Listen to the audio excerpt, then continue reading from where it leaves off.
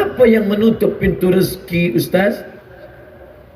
Allah sudah tetapkan rezeki kita. Kenapa rezeki itu batal? Kenapa Allah tutup pintu rezeki? Dzalika bi anna Allah lam yakum mughayyiran ni'matan an'amaha ala qaumin. Allah tidak merubah rezeki itu. Lalu siapa yang merubahnya? Kita yang merubah karena perbuatan maksiat. Ini ayatnya. Sesi soal jawab bersama Ustaz Abdul Somad. 1. Sekarang ekonomi agak kurang baik. Mohon Ustaz kongsikan amalan yang membuka pintu rezeki dan juga berkongsi perkara-perkara yang menutup pintu rezeki. Oh, dia cerita pintu lah. Itu ada buka, ada tutup. Datanglah seorang yang dililit utang. Ya Rasulullah, aku ni susah dililit utang. Apa doa yang aku baca? Kata Nabi, minta perlindungan daripada 8. Allahumma inni a'udzubika minal hammi wal hazan wal ajzi wal kasal wal jubni wal bukhl wa dala'id daini wa ghalabatir rijal. Minta daripada 8. Allahumma inni a'udzubika minal hammi, selamatkan aku daripada susah hati, wal hazan, segala kesulitan dan kesulitan. Allahumma inni a'udzubika minal hammi wal hazan wal ajzi, lemah, wal kasal, malas, wal jubni, takut, wal bukhl, pelit, wa dala'id daini, dililit utang, wa ghalabatir rijal, dikuasai orang lain. Bila kita dah dililit utang, maka kita dikuasai orang lain, maka kita minta yang 8. Tapi jangan cuma baca doa saja, fahami maknanya. Ustaz, saya dah baca doa ni sebulan, kenapa hutang tak juga terbayar? Awak baca saja, ya, tak kerja. Orang yang berusaha tapi tidak berdoa sombong. Bekerja pagi petang siang malam, tak ada mau berdoa, sombong. Orang yang hanya berdoa tak mau bekerja, pesong. Oleh sebab itu dua-dua mesti kita buat. Tapi kan rezeki sudah dijamin Allah. Betul, ini rezeki dijamin Allah. Ini rezeki saya, air untuk saya, ditakdirkan untuk saya. Memang sudah dijamin oleh Allah SWT. Garanti ini punya Abdul Somad, tertulis di Lauhul Mahfuz, Abdul Somad. Tapi bila tak ada usaha nak buka tutup, nak masukkan dalam, boleh ke tengok aja masuk ke mulut? Mesti ada usaha. Oleh sebab itu maka banyak-banyak beribadah. Falyabudu rabb hadzal bait. Banyak-banyak engkau beribadah menyembah Allah. Kalau ibadah kau lakukan, Allah akan beri engkau doa. Apa dia? At'amahum min ju'. Bila engkau lapar, dia bagi makan. Wa amanahum min khauf. Bila engkau takut, dia beri engkau rasa aman. Kita kan dunia ni cuma 2 saja. Lapar, takut. Lapar, takut. Bila dah kenyang, takut pun hilang. Takut anak tak sekolah, takut bila nanti lepas dia tak kerja, takut nanti kerja dia tak kaya, takut. Hidup ini yang penting cukup saja. Cukup beli kereta, cukup beli rumah, cukup nikah, cukup punya anak, cukup nikah sekali lagi. Cukup. Maksudnya bini dia yang pertama meninggal dunia. Jangan nak marah saja. Wa amanahum min khauf. Aman daripada segala takut. Tapi syarat dia apa? Falyabudu, banyak-banyak beribadah. Susahkah bagi Allah Subhanahu wa taala untuk mengeluarkan air dari tanah yang kering, batu?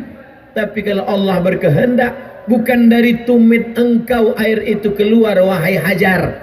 Hajar, naik ke Bukit Safa, turun, naik ke Bukit Marwah, tak ada air. Tapi air itu datang dari tumit budak kecil yang belum pandai berjalan. Dari tumit Ismail.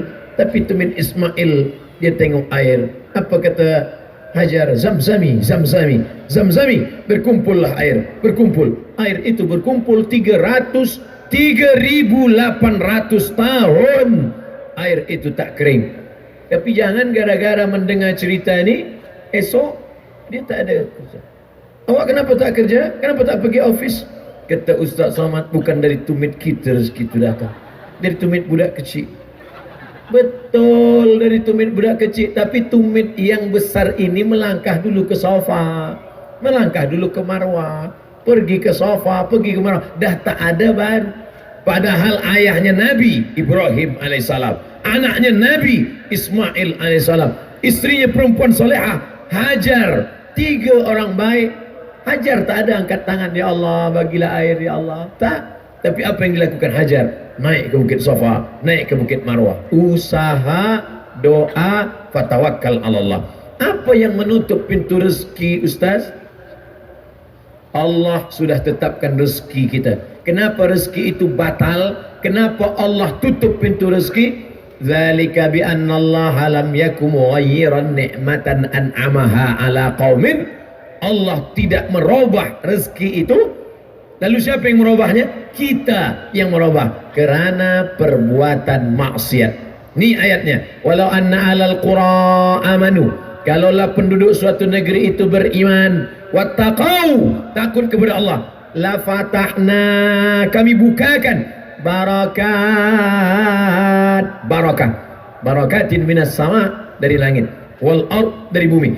Walakin kazzabu, manakala mereka dustakan ayat kami, manakala mereka sunyikan masjid kami, manakala mereka biarkan anak-anak yatim kami, akhadnahum, kami cabut. Kenapa Allah cabut barakah? Kerana fadzalikal ladzi yad'ul yatim, membiarkan anak yatim, membiarkan masjid, membiarkan orang susah. Maka inilah penyebab pintu-pintu rezeki ditutup oleh Allah Subhanahu wa taala. Wallahu fi aunil abdi. Allah akan sentiasa menolong seorang hamba. Apa syaratnya?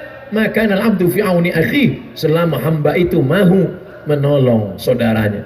Engkau sanggup membeli kereta yang mewah, sanggup membeli rumah yang besar, sementara anak yatim fakir miskin tak makan.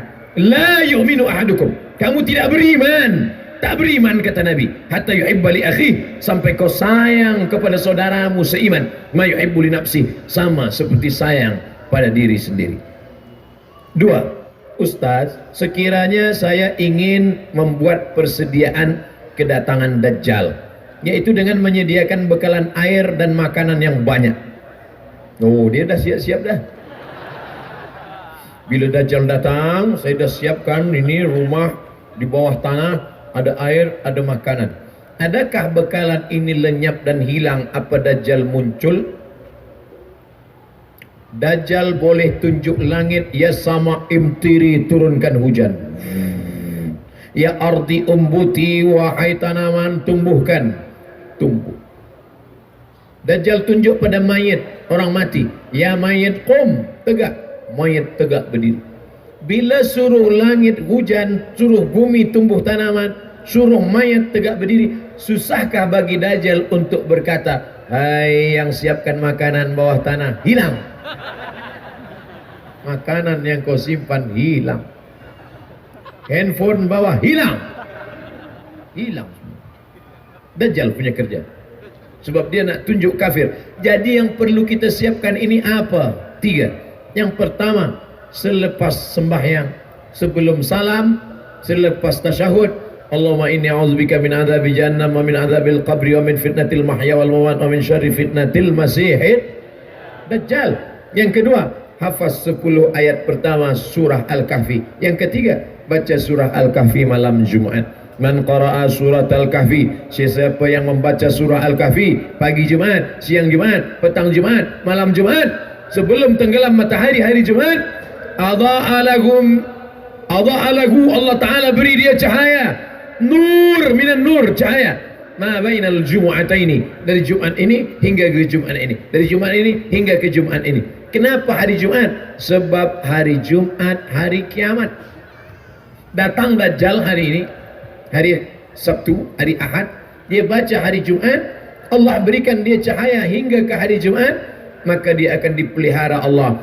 Jumat ini belum kiamat, Jumat nanti kiamat, Dajjal datang, maka Allah akan jaga dia. Maka nanti minta tolong kepada ustaz, tuan guru, kita mengaji tafsir surah Al-Kahfi.